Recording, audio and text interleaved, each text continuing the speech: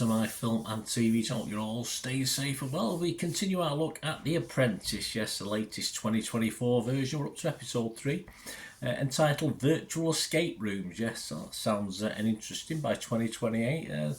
Yeah, I don't know what real escape rooms are going to feel like. It's like anything, isn't it? Perhaps they'll be outdated and they'll start falling by the wayside, the ones that are. So that's just how life goes, isn't it? So this was aired on the Thursday, the 15th of February. Of course, you can watch this on iPlayer. There will be spoilers alerts on this, guys. So, yeah, be careful. Make sure you've watched it first. Of course, last week, Paul couldn't have his cheesecake and eat it, could he? He went, so 9 girls and 7 boys were left to battle it out for Sugar's 250,000. So let's see how they did with this virtual escape room task. Not very well, but we had to have a winner, and we did. Yeah, with a surprising amount of money invested as well. Although I suppose they're being kind. I think these people who decide this and how much they're going to invest, I don't think they would in real life, but I think we give them some leeway. Anyway, we're going to have a talk about that today. Please, if you are new to the channel, push that subscribe button, push the bell notifications, check back my other little vlogs on The Apprentice if you can. All your comments and your favourites. And yes, I lost my least favourite today. So yes, so we're quite happy with that. So we'll talk about it, of course. I won't gloat too much. So we'll have a look at that later on. So leave us your comments and I will respond or give you a like. If you can like this vlog, guys, and just like this series of The Apprentice, give me a like as well, just so I can sort of get in the glow of it all. It'll be fantastic. Right, yes, so the teams have been mixed up now going forward. We'll look at the team's performance and the candidate's performance. I think generally both teams were asked to build a brand and develop prototypes, etc., with an introduction video as well. I'm not sure either team really took on the concept of what an escape room was. Of course, they're a lot younger than I am, but I have obviously a reasonable idea of what an escape room should be and what should be happening. But of course, more like sort of mini adventure films or games rather than escape room games. But as I said, I think the investors eventually felt a little bit sorry for them. Let's look at Team Nexus. Yes, Team Nexus. This came, I think the name came from Steve. They didn't do much else, this one. And I think both teams wanted the word escape in it. Not necessary. You don't have to have the word escape in it, but you can't blame them, I suppose. And we have Medieval Escape. The game, yeah, not great. The panel didn't love it. Where's the fun? Where's the joy? Even one of the members of the group had said that as well, which yeah, she wasn't wrong, that's for sure. But they somehow won 170,000 because I thought it was better presented. Although the way the program panned out, you thought they were going to lose. Actually, the way they edited it, it looked as though they were due to lose this in the boardroom. And just looking at the players in Team Nexus, we've got Trey. He loved his acting role. He loved watching himself on screen. There's nothing wrong with that. Nothing wrong with that. We all watch ourselves, don't we? And just for editing purposes, of course. But Trey did very, very well, and it helped win the task. So well done, Trey. Paul, yeah, I think his input was generally ignored today. He tried to put his name forward on a couple of things, tried to put a few ideas in, but he got ignored. But he smiled. He smiled throughout it. So all credit for a smiley Paul. Steve, yeah, I think just the name this week. I don't think he was overly involved in anything too much. Flo, of course, was the PM and very positive start. She put everyone down, very positive to want to win this. But then I thought she was a little bit fairly low-key after that, but she perhaps had done her bit anyway. Feluso, was she in it? No, I don't remember too much happening with Feluso. Noura was an interesting one. Noura. She wanted to be part of the branding team, and I think she sulked all the way after that because she wasn't part of the branding team. But she was correct. She said that it wasn't fun, and that's a game should be fun, and she was right. She was proven right. It wasn't hard to be proven right, but the sulking actually worked in her favour for this episode, so she did okay. Rachel, yeah, again, very little this episode. Raj, a quiet week for Raj as well after some good stuff with the public last week, but there's no real public involvement this week, so quiet week for Raj. So that was their team. Of course, the other team, cleverly named Supreme, as in Super S-U-P-R Ream. Yeah, I suppose it works if you think about it. If you have to think about it, it's not really worked, has it? This, of course, the name came from Jack. An interesting title.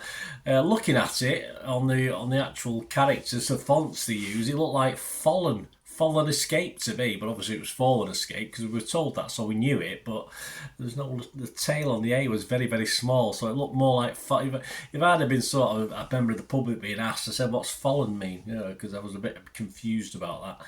Again, not the greatest game, not the greatest introduction. The expert panel thought it was quite wacky, and of course, Asif would have got away with it if he'd said it meant to be surreal and stupid and daft, but he didn't, unfortunately, so he didn't get away with it. But yeah, he had them laughing, but not particularly for the right reasons. And he did get 50,000, of course, wasn't enough to win the task, but. Well, I think it was a pity. 50,000, say, compared to the 170,000 the other team got. Let's have a look at the contestants. Amina, just another poor week for Amina. She's supposed to be a risk taker. That was her original thing. Certainly not taking many risks at the moment. We'll talk about her more in a minute because she ended up getting dragged back into the boardroom, of course. Maura, yeah, a little apart from the wooden acting. I felt a bit sorry for her. Perhaps she could use the 250,000 for some acting lessons, but obviously that's not what her forte is. So it's like me acting, I'd be wooden as well, like she was. But compared to Trey, I mean, it was like chalk and cheese, really, wasn't it? Onyeka was front and centre in this episode, though she wasn't always right in what she was saying, but at least she put herself out there, so all credit to her. Raj, I think, had a quiet week. Sab, yeah, only negative. She was very negative with most of the things, but the thing is, it was that poor. She was probably right to be negative, so it wasn't hard to sort of gauge that she'd do well being negative with this one. Asif, of course, was forced into being PM. Oh, what a shame! Under instruction from Lord Sugar last week, and he struggled. He struggled all the way. It was a poor PM. There was no real input apart from the meeting at the start. He very barely said a word. Certainly in the edit we saw, anyway. And he struggled badly with the panel. As I said, he could have got himself out of it. Could have got himself another 100 grand apparently if he said yes. I did go for a surreal, silly storyline, but he didn't. He tried to sort of bend it back to say he didn't mean to. It's not meant to be like that, but. I'm sorry, that's how it was taken. So a big mistake by Asif. So of course, when it gets to the boardroom, it is bye-bye, although there was another three options, wasn't there, which was strange, but we'll talk about that in a second. Jack, not much this week, apart from the name, of course, the name he gave. Phil, very weak again.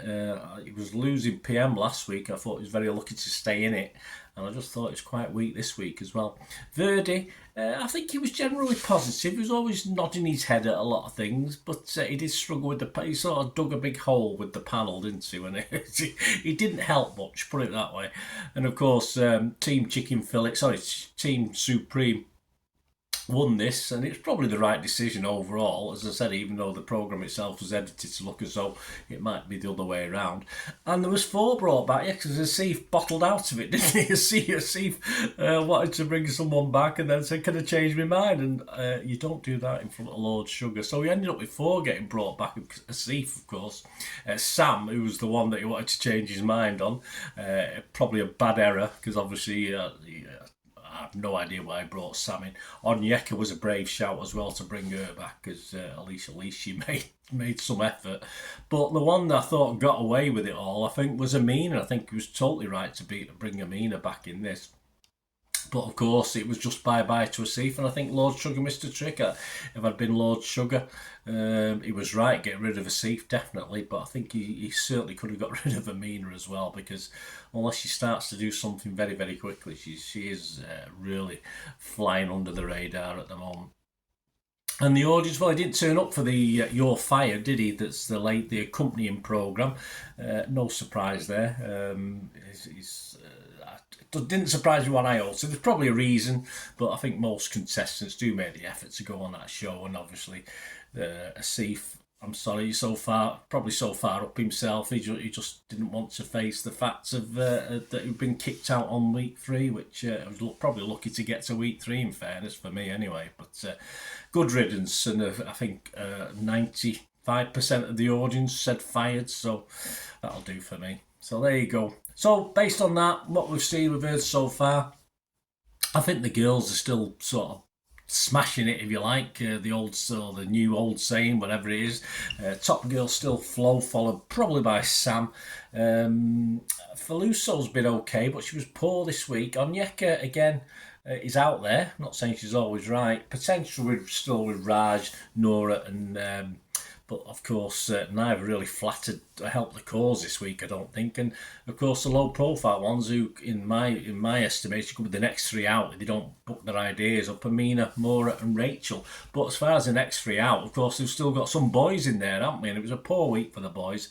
I can't see any of this lot worrying the girls at the moment, unless we see something a little bit different. Steve and Trey are the best of a pretty bad bunch for me. So next week there's 15 left. There's nine girls and 6 boys.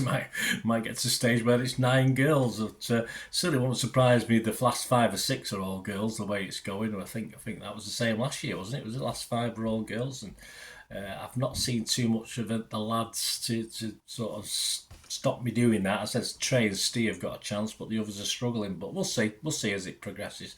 When we get down to the last 10, we'll do a top 10 as well.